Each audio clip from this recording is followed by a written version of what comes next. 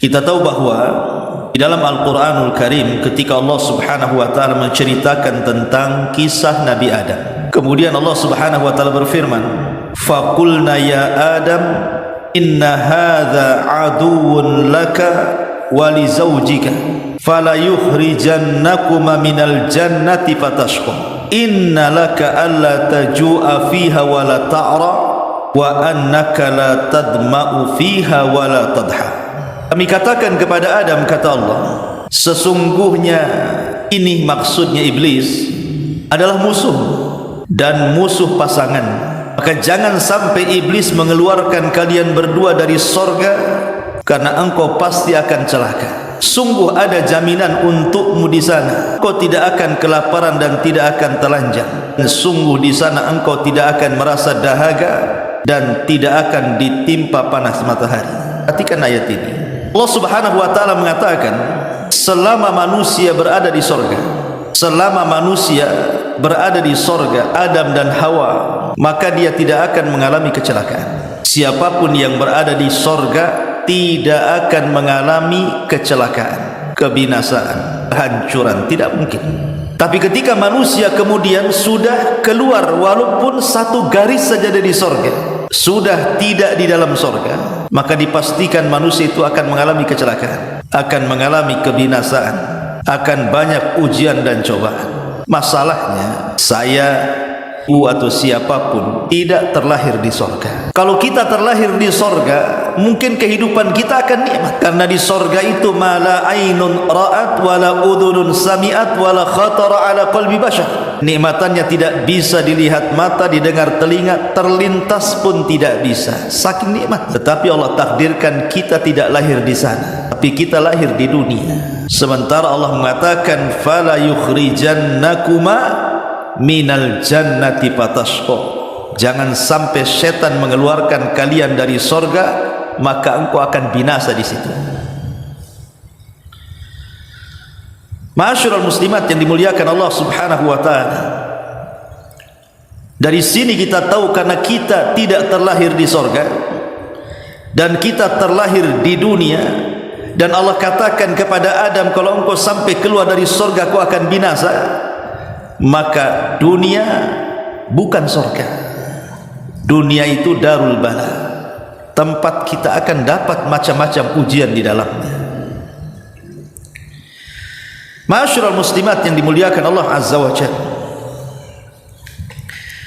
akan tetapi walaupun Allah Subhanahu wa ta'ala katakan laqad khalaqnal insana fi kabad, sungguh Allah Subhanahu wa ta'ala menciptakan manusia ini fi kabad, dalam kondisi susah payah. Ketika kita berada di perut ibu kita saja sudah susah tuh, bahkan nyusahin orang tua. Dibuatnya orang tua tidak bisa tidur, tidak bisa nyenyak, sakit, susah jalan, susah baring, dan begitu seterusnya, bahkan susah makan, mual. Ketika kita lahir nyusahin lagi. Ketika kita sudah beranjak menuju remaja, susah lagi kita, karena kita perlu pendidikan, perlu makan, besar sedikit perlu bekerja, besar sedikit perlu nikah dan ingin punya anak, besar sedikit banyak penyakit dan musibah, dan begitu seterusnya. Manusia itu terlahir seperti itu fi kabad.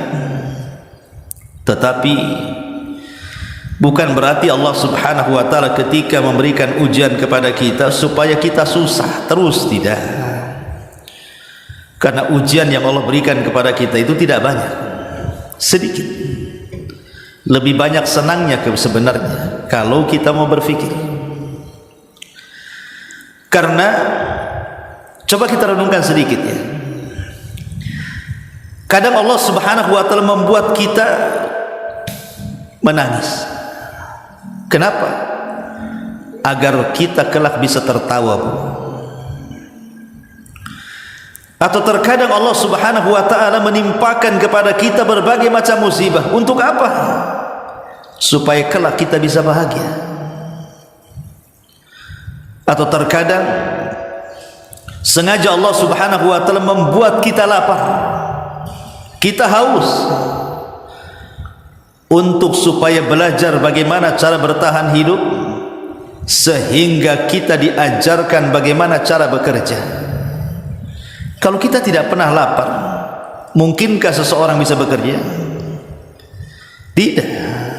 Dibuat dulu lapar, baru kemudian kita akan mencari cara bagaimana cara bertahan hidup, akhirnya bekerja, kemudian menjadi orang sukses dalam bekerja. Atau dibuatnya kita tidak paham akan sebuah permasalahan, rupanya supaya Allah Subhanahu wa taala memberikan pelajaran kepada kita supaya kita belajar. Dengan ketidakpahaman itu akhirnya kita mencari-cari tahu, bertambahlah pengetahuan. Atau mungkin mengambil sesuatu yang paling disukai. Sengaja Allah Subhanahu wa taala mungkin mengambil anak kita, ataupun memanggil pasangan kita, dan orang-orang yang kita cintai dipanggil oleh Allah Subhanahu wa taala. Supaya apa? Boleh jadi Allah Subhanahu wa taala menghendaki supaya kita lebih kembali kepada Allah Azza wa Jalla, bahwa semua datang dari Allah dan akan kembali kepada Allah Azza wa Jalla. Diingatkan akan kematian. Ma'asyiral muslimat yang dimuliakan Allah Subhanahu wa taala, maka jangan pernah menghadapi sebuah musibah itu dipandang musibah, tapi pandanglah musibah itu sebuah tarbiyah. Bahwa di sana ada hikmah yang kita tidak tahu. Allah Subhanahu wa taala mempersiapkan segalanya untuk hambanya. Ma'asyiral muslimat yang dimuliakan Allah Azza wa Jalla, di sini muallif rahimahullahu taala mencantumkan satu dalil dalam Al-Qur'anul Karim, dan inilah pembahasan kita. Di dalam surah Al-Baqarah, di dalam surah Al-Baqarah, tepatnya pada ayat ke-155 sampai 157, Allah Subhanahu wa taala berfirman, "Wala nabluwannakum bisyai'in minal khaufi wal ju'i wa naqsim minal amwali wal anfusi wath thamarat wa basyiris sabirin alladzina idza asabathum musibatun qalu inna lillahi wa inna ilaihi raji'un ulaika alaihim salawatu min rabbihim wa rahmah wa ulaika humul muhtadin wa ulaika humul muhtadun." Di sini Allah Subhanahu wa taala berfirman, "Dan kami pasti akan menguji kamu dengan sedikit ketakutan, kelaparan, kekurangan harta, goncangan jiwa, diuji dengan buah-buahan, dan sampaikanlah kabar gembira kepada orang-orang yang sabar." Orang-orang yang apabila ditimpa musibah, mereka berkata, "Inna lillahi wa inna ilaihi raji'un." Sesungguhnya kami milik Allah dan hanya kepadanya lah kami akan kembali. Mereka itulah orang-orang yang memperoleh ampunan dan rahmat dari Tuhannya, dan mereka itulah orang-orang yang mendapatkan petunjuk. Perhatikan dalam ayat ini, Allah Subhanahu wa taala mengatakan, "Wala nabluwannakum." Sungguh-sungguh kami akan menguji kalian. Lam di sini adalah lam taukid, artinya pasti dan pasti kami akan memberikan ujian kepada kalian. Bu, jangan lagi sekelas kita, sekelas para nabi saja diuji. Nabi Nuh alaihi salatu wassalam 950 tahun berdakwah, tidak ada satupun kaumnya yang beriman kecuali sedikit. ujian. Bahkan cenderung kaumnya mengejek-ejek Nabi Nuh alaihi salatu wassalam. Nabiullah Ibrahim alaihi salatu wassalam harus dilempar ke dalam api. Kalaulah bukan karena Allah kemudian mukjizat yang Allah anugerahkan kepada Ibrahim, tentu Ibrahim sudah mati dimakan api itu. Dan itu ujian. Nabi Yusuf alaihi salatu wassalam harus dicelakakan saudaranya, dimasukkan ke dalam sumur yang bisa saja Nabi Yusuf mati dalam sumur itu. Bahkan ketika sudah besar dia dimasukkan ke dalam penjara, bertahun-tahun di penjara. Kalau bukan karena pertolongan Allah, maka dia tidak akan pernah keluar dari penjara.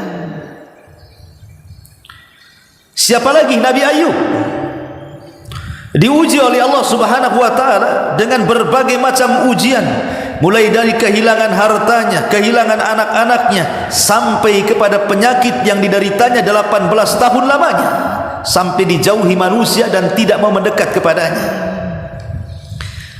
Ujian yang luar biasa Nabi Ayub alaihi salatu wassalam. Nabi Musa alaihi salatu wassalam dihadapkan kepada kaum yang keras hatinya. Thumma qasat qulubuhum, hati mereka keras sekali. Didatangkan berbagai macam mukjizat, beriman sesaat, kufur lagi. Bahkan sampai kemudian mereka melucuti kehormatan Musa, sampai Nabi mengatakan rahimallah akhu Musa udhiya katsiran fasabara. Semoga Allah merahmati saudaraku Musa, banyak kalilah ujian dia dari Allah, tapi dia nabi yang sabar. Maryam atau Isa bin Maryam dikejar-kejar tentara Romawi dan akan dibunuhnya. Kalau bukan karena Allah mengangkat Isa, tentu Isa jadi sasaran pembunuhan sebagaimana nabi-nabi sebelumnya, seperti Yahya yang dipenggal kepalanya dan Zakaria yang digergaji badannya, ataupun wanita suci Maryam yang tidak pernah keluar dari mihrabnya dituduh berzina. Itu orang-orang mulia, Bu. Para nabi dan rasul, mereka tidak lepas daripada ujian. Karena Allah mengatakan wala nabluwannakum, pasti kami akan menguji kalian. Tidak nabi, tidak umatnya, tidak laki-laki, tidak perempuan, tidak orang dewasa, tidak anak kecil, tidak kafir, tidak mukmin, tidak yang tinggal di desa, tidak yang tinggal di kota. Semua pasti diuji Allah Subhanahu wa ta'ala. Manusia pasti diuji, siapapun Anda, hidup di negara apapun, berkebangsaan apapun, berapapun usianya. Allah katakan wala nabluwannakum, pasti kami akan uji kalian. Tentu sebuah ujian, sebuah kepastian. Tidak ada manusia yang istirahat dari ujian. Terkadang ujian datang kemudian hilang, datang lagi, kemudian hilang, datang lagi. Begitulah sifat ujian. Nabi kita Muhammad sallallahu alaihi wasallam adalah manusia yang paling kenyang dengan ujian Allah Subhanahu wa taala. Sebutkan apa penderitaan kita hari ini. Sebutkan ibu menderita apa? Kehilangan anak, kefakiran dan kemiskinan, susah ekonomi, ditinggal orang yang dicintai. Sebutkan. Faktor kesehatan, faktor ekonomi, semua derita yang kita derita hari ini, semua pernah dilalui oleh baginda sallallahu alaihi wasallam. Tidak ada satu musibah yang kita alami kecuali pernah lewat bagi Nabi sallallahu alaihi wasallam. Lalu apa yang membuat kita sedih? Kalau Nabi kita Muhammad sallallahu alaihi wasallam saja, berbagai macam ujian yang melewati kita sudah melewati dirinya, dan dia memberikan contoh kesabaran kepada kita. Coba lihat, ketika dia dalam kandungan ibundanya, dia sudah terlahir yatim. orang tuanya meninggal. Kemudian setelah kemudian dia lahir, ibunda tercintanya Khadijah, Aminah bintu Wahb pun meninggal juga, hidup yatim piatu. Kemudian wanita yang selama ini dicintainya, Khadijah bintu Khuwailid, yang Aisyah radhiyallahu anha saat cemburu kepada Khadijah, Rasul menjelaskan keistimewaan Khadijah dan mengatakan dia wanita yang beriman saat manusia kufur, dia wanita yang pertama membenarkan saat manusia mendustakan, dia wanita yang menginfakkan hartanya di saat manusia bakhil, dan dari rahimnya lahirlah keturunanku, kata Rasul. Siapa lagi yang melebihi Khadijah di mata? Wanita yang paling dicintai Nabi SAW pun harus meninggalkan Nabi SAW sampai tahunnya disebut Amul Hazni, tahun kesedihan.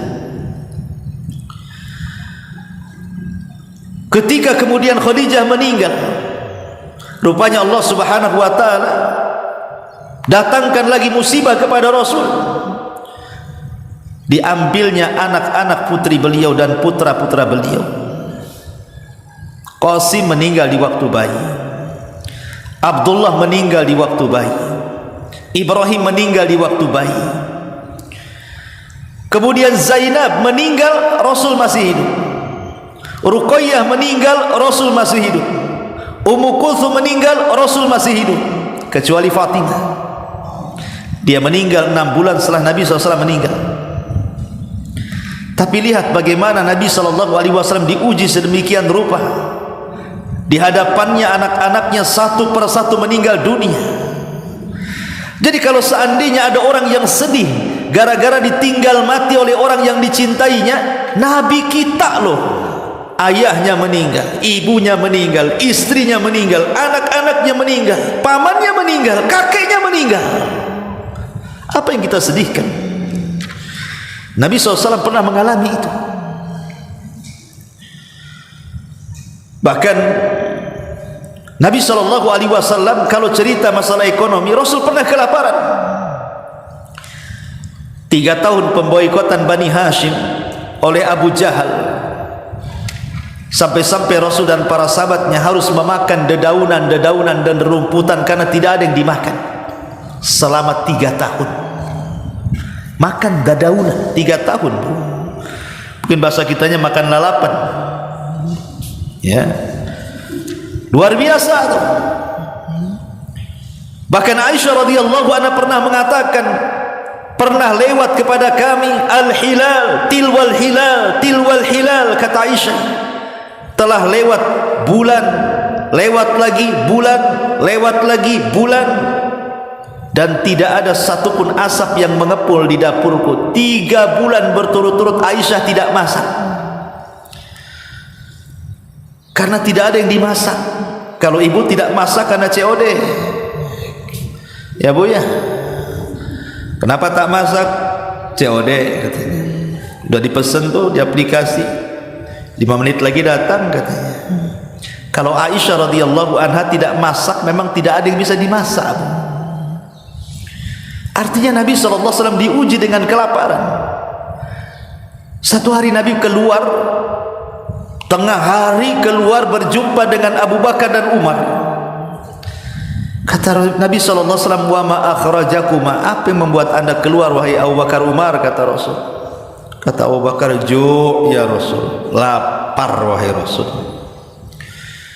Kemudian keduanya bertanya, wa ma akhrajaka ya Rasulullah, lalu apa maksudnya kau keluar juga siang-siang ini? Kata Nabi SAW, alasan kalian keluar itu pula alasan diriku keluar, katanya.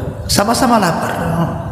Kemudian disingkap baju Nabi, 2 batu dililitkan di perut Nabi. Jadi kalau Nabi SAW tidak pernah kenyang hidupnya, ketika di usia belasan tahun menjadi penggembala kambing, susah hidupnya. Lalu apa yang disedihkan oleh orang-orang susah? Nabi pun pernah susah, bertahun-tahun lagi susah. Tapi Rasul berikan kepada kita satu pelajaran, dunia harus dilewati. Inna ma'al usri yusra, di balik kesulitan itu kelak akan ada kemudahan, di balik keperitan itu pasti ada kebahagiaan. Apalagi ketika Nabi SAW berada di Mekah, orang-orang yang selama ini melindungi dakwahnya meninggal dunia. Abu Talib meninggal dunia di tahun yang sama Khadijah meninggal dunia, sehingga orang-orang Quraisy lebih berani kepada Nabi SAW, bahkan mengancam akan membunuh kalau dia meneruskan dakwahnya. Terpaksalah Nabi SAW berpindah tempat. Kemana? Cari areal baru, ke Taif. Berangkat dia ke Taif. Sampai di Taif, bukannya dapat perlindungan dari orang-orang Taif, bukannya orang-orang Taif menerima dakwahnya, yang ada mulai anak-anak, perempuan, laki-laki, muda, tua, semua mengusir Nabi. Para wanitanya mengatakan, ukhruj ya majnun, keluar wahai orang gila. Ukhruj ya sahir, keluar wahai tukang sihir. Ukhruj ya sair, keluar wahai perangkai sair. Keluarlah wahai pemecah belah. Dan anak-anak kecil meletakkan duri di jalan supaya Rasul tersakiti. Kemudian anak-anak mudanya melempari Rasul dengan batu seraya mencaci maki, dan Rasul harus lari selama 1 mil dari Taif sampai ke perbatasan kota Mekah. Pernah ada orang berdakwah seperti ini, dilempari batu, diludahi, dicaci, dimaki, dikejar. Kalau ada dai yang seperti ini hari ini, Bu, pasti resign jadi dai dia. Males juga jadi dai, berat juga risikonya katanya. Tapi Nabi SAW melalui itu. Bahkan di saat sulit seperti itu, Nabi SAW tidak pernah menyalahkan Allah. Rasul tidak mengatakan, ya Rabb, apakah ini balasan dirimu kepadaku? Kenapa orang-orang itu menghinaku ya Rabb? Kenapa engkau lakukan seperti ini kepadaku ya Rabb? Kenapa begini, begitu, begini? Tidak, Nabi SAW sama sekali tidak mengeluh. Kalau kita kan suka mengeluh, Bu, ya Bu. Ya, kadang-kadang suami telat sikit saja ngasih uang bulanan, merepet luar biasa. Kenapa ini, kenapa itu? Ada apa ini, ada apa itu? Kemana ini, kemana itu? Macam-macam pertanyaannya. Tapi Nabi SAW mengajarkan satu perkataan yang luar biasa saat kesulitan dia. Dia mengatakan, Allahumma ilaika ashku dha'fa quwwati wa qillata hilati wa hawani 'alan nas. Ya arhamar rahimin, anta rabbul mustad'afina wa anta rabbi, ila man takiluni, ila ba'idin yatajahhamuni am ila aduwin malaktahu amri, illam yakun bika alayya ghadabun fala ubali, walakin afiyataka hiya awsa'u li, a'udhu binurik wajhika alladhi asrakat lahu dhuluman wa saluha alaihi amrud dunya wal akhirah min an tunzila bi ghadabaka aw yahila alayya safatuka lakal utba hatta tarda wala hawla wala quwata illa bi. Lihat bagaimana Rasul menghibur dirinya saat dia disakiti orang-orang Taif. Kata Rasul, ya Allah, kepadamu kuadukan kelemahan kekuatan, kepadamu kuadukan kekuranganku akan siasatku, dan kuadukan kepadamu karena ketidakberdayaan diriku menghadapi manusia ya Allah. Wahai Zat yang maha pengasih di antara maha pengasih, Tuhan orang-orang yang lemah, Engkau Tuhanku, kepada siapa hendak Kau serahkan diriku? Kepada saudaraku yang bermuka masam kepadaku, atau kepada musuh yang Kau kuasakan urusanku kepadanya? Jika Engkau tidak marah kepadaku ya Rabb, maka aku tidak akan peduli apapun sikap orang kepadaku, hanya saja ampunanmu lebih luas bagiku. Aku berlindung dengan cahaya wajahmu yang menyinar semua kegelapan, sehingga dengannya menjadi baik urusan dunia dan akhirat dari kemarahanmu kepadaku, atau tidak terimamu atas diriku. Milikmulah keridhaan engkau, ridha tidak ada daya dan upaya kecuali milikmu ya Allah. Lihat bagaimana sikap Nabi, luar biasa ya. Diuji dengan sedemikian rupa, Rasul tetap tenang mengadukan urusannya kepada Allah Azza wa Jalla, dan itu tauhid. Itulah tauhid. Ma'asyiral muslimat yang dimuliakan Allah Subhanahu wa taala. Belum lagi Nabi SAW dihina, dicaci, dimaki, bahkan dikejar-kejar, mau dibunuh lagi, bahkan diusir dari kota Mekah kelahirannya. Akhirnya terpaksa hijrah ke kota Madinah. Harus hijrah berhari-hari, perjalanan yang paling bahaya seumur hidupnya, akhtarul hijrah. Sebahaya bahaya hijrah para nabi, hijrahnya Nabi kita Muhammad sallallahu alaihi wasallam. Belum lagi difitnah kehormatannya, istrinya dituduh berzina, Ummul Mukminin Aisyah radhiyallahu anha dengan Safwan ibn Mu'attil. Belum lagi di hadapannya teman-temannya dibantai seperti keluarga Ammar ibn Yasir, habis dibantai Abu Jahal. Sumayyah mati di tangan Abu Jahal, Yasir mati di tangan Abu Jahal, tinggal Ammar ibn Yasir anaknya. Dan itu disaksikan Nabi SAW bagaimana para sahabatnya disiksa sedemikian rupa. Belum lagi selama dakwahnya, berbagai macam rintangan, tantangan, halangan, macam-macam dihadapi Nabi SAW. Seolah-olah sejak diangkat menjadi Nabi sampai wafatnya Rasul tidak pernah punya ketenangan. Ya, karena kita tahu bahwa Allah Subhanahu wa taala hendak memberikan contoh kepada kita lewat nabinya. Beginilah cara kita menghadapi ujian dari Allah Subhanahu wa taala. Makanya apa yang membuat kita sedih? Susah ekonomi, Rasul pernah fakir. Sedih gara-gara orang yang kita cintai meninggalkan, mati kita, Rasul pernah ditinggal mati keluarganya. Apalagi dicaci maki orang, Rasul lebih dicaci maki lagi, dikatakan gila, dikatakan tukang sihir, dikatakan dukun. Apalagi sebutkan. Tapi kita tidak pernah mengalami apa yang dialami Nabi kan. Saya selama jadi dai berdakwah tidak pernah diludahi orang, tapi Nabi pernah diludahi orang. Dicaci maki bolehlah, tapi bagaimana manusia menuduh Rasul dukun, tukang santet? Alhamdulillah sampai sekarang belum ada orang yang mengatakan saya dukun. Apalagi sampai dilempar batu, apalagi dikejar-kejar mau dibunuh gara-gara berdakwah. Alhamdulillah saya tidak pernah mengalaminya. Tapi lihat Nabi SAW demikian luar biasa ujiannya. Untuk siapa kalau bukan untuk kita sebagai umatnya? Makanya Allah mengatakan walaqad na'lamu annaka yadiku sadruka bima yaqulun, dan kami sungguh mengetahui bahwa dadamu wahai Muhammad menjadi sesak dan sempit sebab ucapan manusia kepadamu. Tapi Allah mengatakan wasbir ala ma yaqulun, dan bersabarlah terhadap apa yang mereka ucapkan.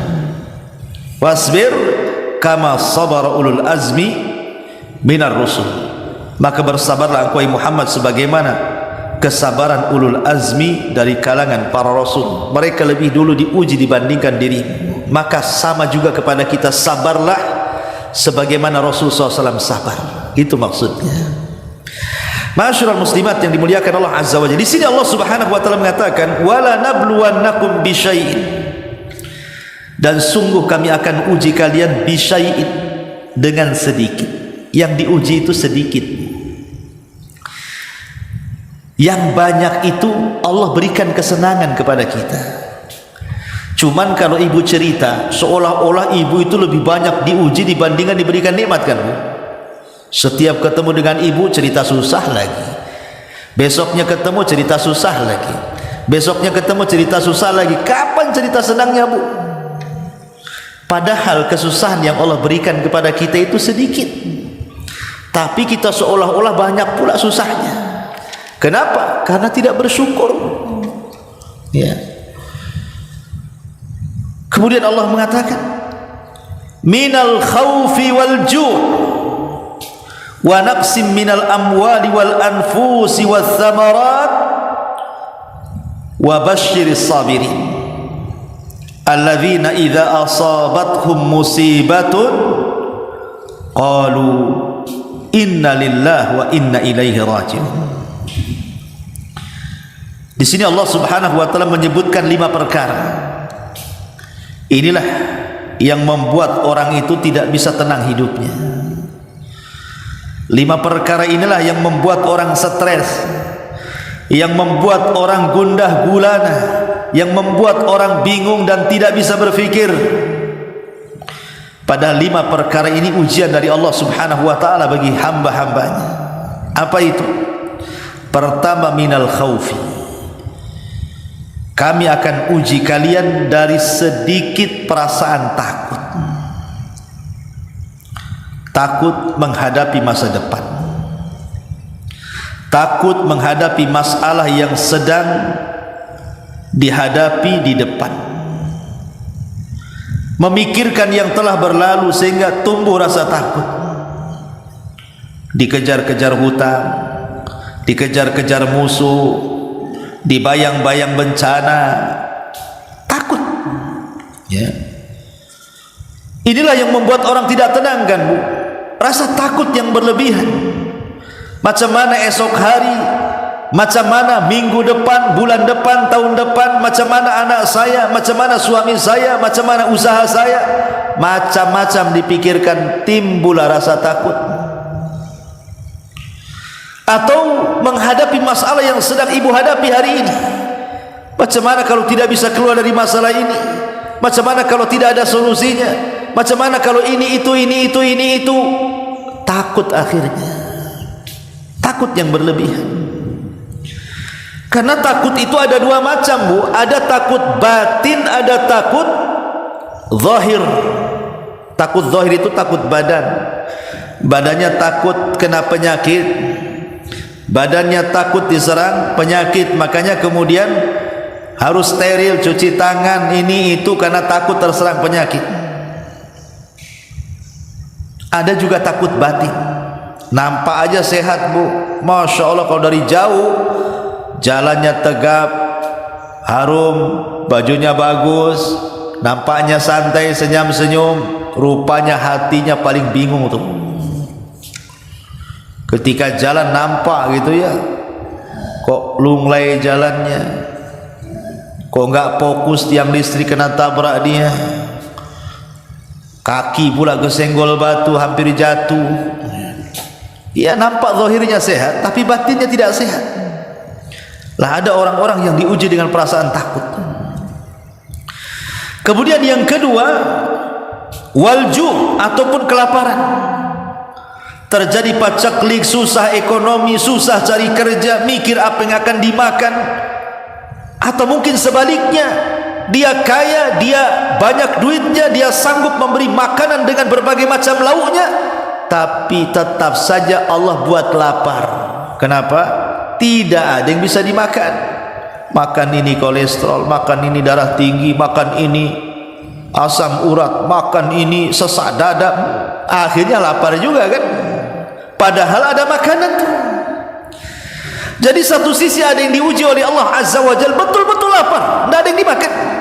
Memang tidak ada duit, tidak ada pekerjaan. Ya, makannya si Indomie, siang Indomie, malam Indomie, yang keluar Indomie lagi. Kan itu kadang-kadang kan, nggak ada nasi dimakan itu, asik mie goreng saja. Tapi ada orang yang subhanallah uangnya banyak, boleh jadi satu warung Padang itu bisa diborong dia tuh lauk pauknya, tapi tidak ada yang bisa dimakan karena banyak penyakit tuh. Dua-duanya ujian. Lapar ya ujian, kebanyakan uang tidak bisa makan juga ujian. Itulah yang disebut dengan walju namanya, rasa lapar.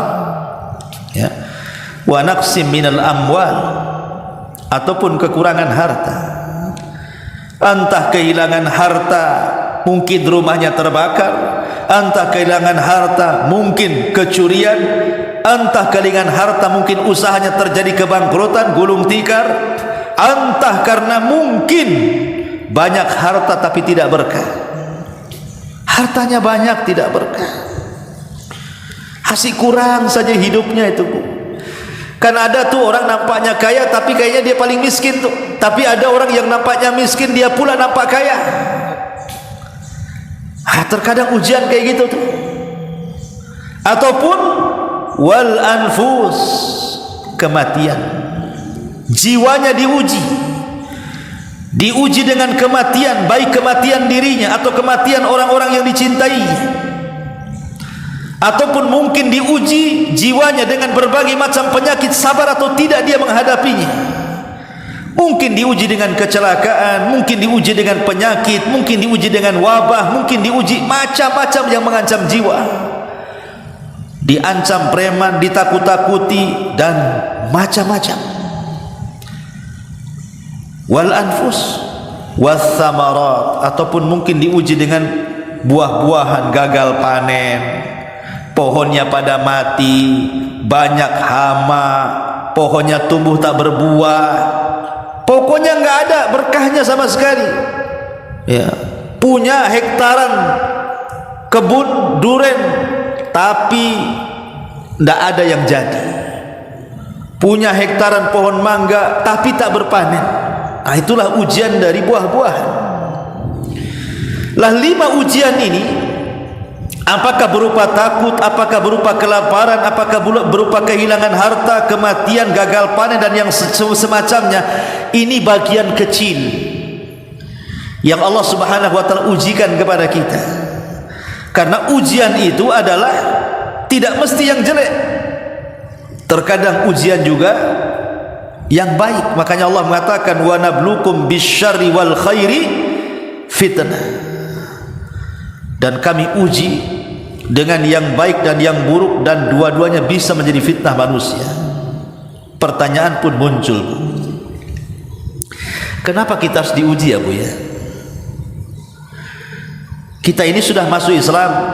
Kalau nggak percaya, tengoklah KTP saya, Islam. Bukan Islam KTP, KTP-nya Islam. Sholat, ya datang juga ke kajian Abu Humairah. Waktunya Senin Kamis ya puasa lah Ustaz saya ini. Waktunya baca Quran ya baca Quran. Waktunya zikir ya zikir. Tapi kenapa ya saya masih banyak diuji gitu? Padahal saya sama dengan yang lainnya. Yang lain sholat malam, saya pun sholat malam kok. Yang lain sholat wajib, saya pun sholat wajib. Yang lain sedekah, saya juga sedekah. Apa bedanya saya dengan dia? Tapi saya lihat dia kok senyum saja, saya kok murung saja. Padahal sama aja ibadah saya dengan dia. Kenapa saya diuji dia tidak? Ada pertanyaan kayak gitu tuh.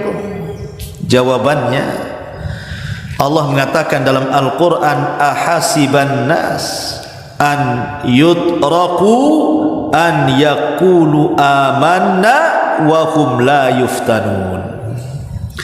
Apakah manusia mengira bahwa mereka akan dibiarkan hanya dengan mengatakan kami telah beriman, kemudian mereka tidak diuji? Tidak. Walaqad fattannal ladzina min qablihim fala ya'lamanna Allahu alladzina sadaqu wala ya'lamannal kadzibin.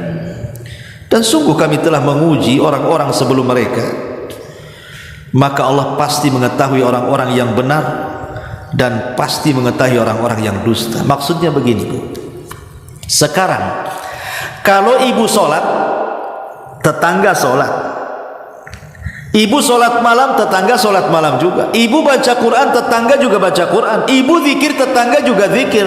Ibu datang ke majelis ta'lim, tetangga juga datang ke majelis ta'lim. Untuk membedakan ibu dengan dia itu macam mana caranya, Bu? Supaya ibu beda. Jadi sholatnya ibu dengan sholatnya dia, macam mana cara bedakannya? Puasa ibu dengan puasa dia, bagaimana cara membedakannya? ibu hadir di majelis taklim dengan dia hadir di majelis taklim itu macam mana cara membedakannya? Cara membedakannya ketika Allah berikan ujian kepada kita. Baru di situ nanti terbedakan tuh, oh solat saya beda dengan solat dia, puasa saya beda dengan puasa dia, hadirnya saya di majelis taklim beda dengan hadirnya dia di majelis taklim, zikirnya saya beda dengan zikir dia. Dengan ujian itu terbedakan antara kita dengan mereka.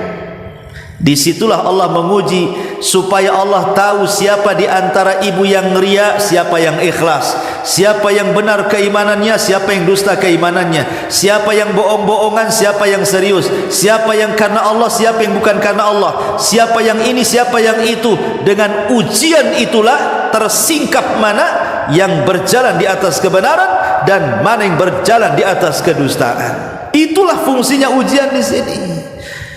Kalau ibu tidak diuji, ya macam mana nguji solat ibu tuh?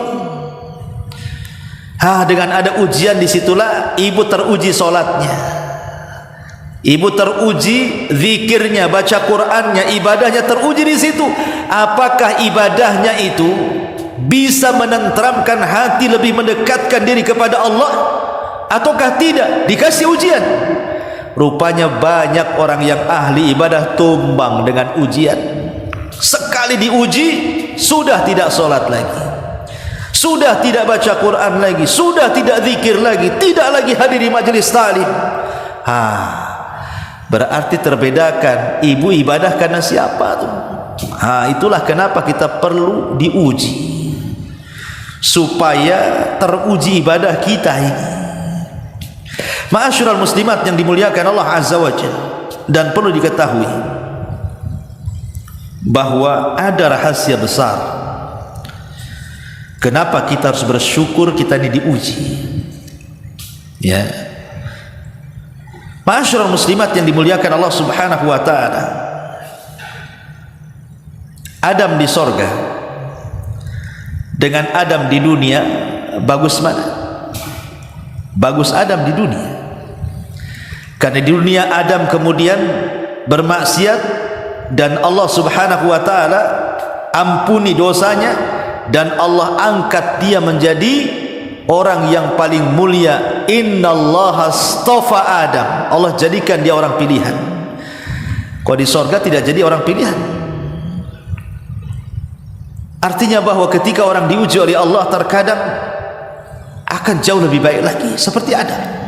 Di sorga nggak ada ujian, tapi ketika dia keluar dari sorga dan ke dunia nampak ujiannya, dan ia lolos dari ujian sehingga Allah pilih menjadi makhluk terbaik. Innallaha astafa Adam, Allah pilih Adam. Begini bu ya, tidak semua ujian itu jelek, karena terkadang ujian itu disebut satu nafas dengan ampunan. Ujian itu disebut satu nafas dengan ampunan, ampunan dari Allah Subhanahu wa taala. Terkadang kita banyak dosa bu, susah mau tobat, mau istighfar. Akhirnya makin tumpul-tumpullah dosa kita ini, karena berdosa tapi tak mau tobat, berdosa tapi tak mau istighfar. Lah terkadang datangnya ujian itu disebut satu nafas dengan ampunan bu. Contoh umpamanya hadis Abu Hurairah radhiyallahu anhu, Nabi SAW mengatakan, ma yazalul bala bil mu'mini wal mu'minati fi nafsihi wa waladihi wa malihi hatta yalqallah wa ma alaihi khati'ah.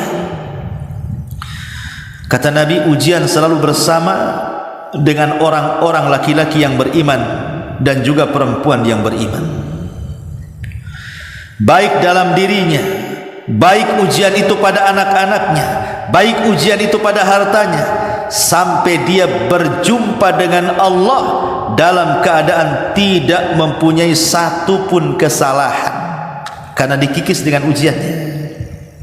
Ingat, ujian itu selalu disebut satu nafas dengan ampunan. Bersyukurlah kalau diuji, hakikatnya menggugurkan dosa kita. Ketika orang itu banyak diuji, lepas satu datang ujian lain, lepas ujian lain datang lagi yang lainnya, datang lain, sampai betul-betul tidak ada satu dosa yang tersisa dalam badan kita dan kita menghadap Allah sudah tidak punya kesalahan. Kan enak tuh ya, tanpa bertobat, cukup ikhlas dengan ujian, sudah tidak punya dosa. Yang kedua, bahwa di balik ujian itu ada kebaikan. Nabi mengatakan, man yuridillahu bihi khairan yusib minhu. Barang siapa yang diinginkan oleh Allah kebaikannya, maka Allah akan mengujinya. Barang siapa yang Allah kehendaki kebaikan pada hidupnya, pasti Allah akan mengujinya. Artinya ujian itu disebut satu nafas dengan datangnya kebaikan dari Allah.